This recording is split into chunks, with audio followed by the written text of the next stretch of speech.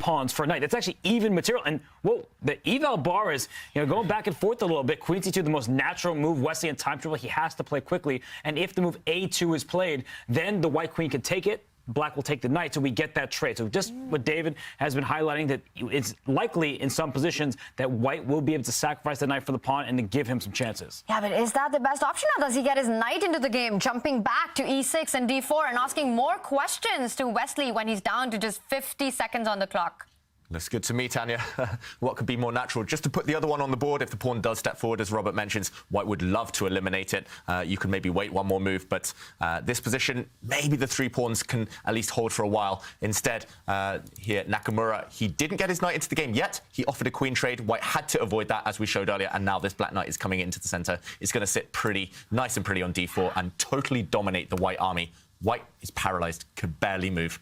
Look at this poor white knight. It's stuck defending the a2 square. The white queen is stuck defending that knight. And I think it's good knight here for Wesley. So it's actually a nasty threat. Knight d4 for black, and then knight e2. Like, even if there's no forks or anything like that, like, you can put your king somewhere else, so I'm not giving you a fork. Knight e2, I think, still works. You take my knight, I push my pawn, I get a new queen.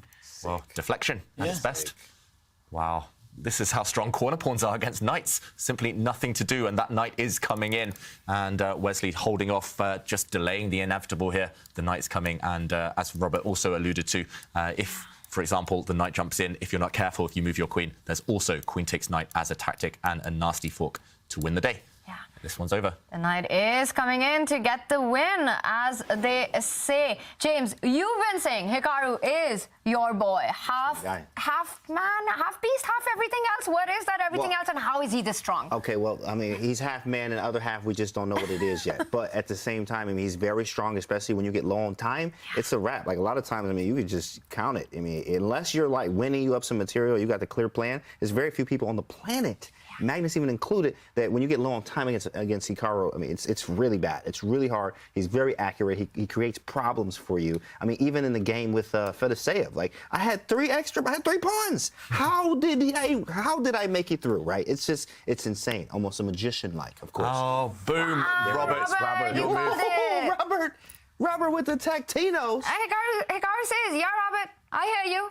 I hear you. He better not be hearing me. That would be a big problem. But no, I mean, knight e2, it was a long way coming. The knight jumped from f8, e6, d4, e2, and that white knight is distraction, and now the black pawn will promote. And Wesley does have a knight and will be 3 pawns for a queen. Now, that should be completely losing, but stranger things have happened, especially if you can win a 4th pawn. Maybe there's some outside chances to survive.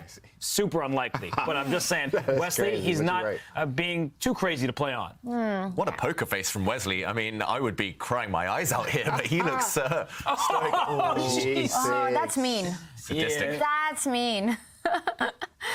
And finally, promotes are expecting Wesley to resign or get flagged, but Wesley, wow, knight h5. The game continues. 3 queens on the board, but the queen can always fall back. No perpetual there.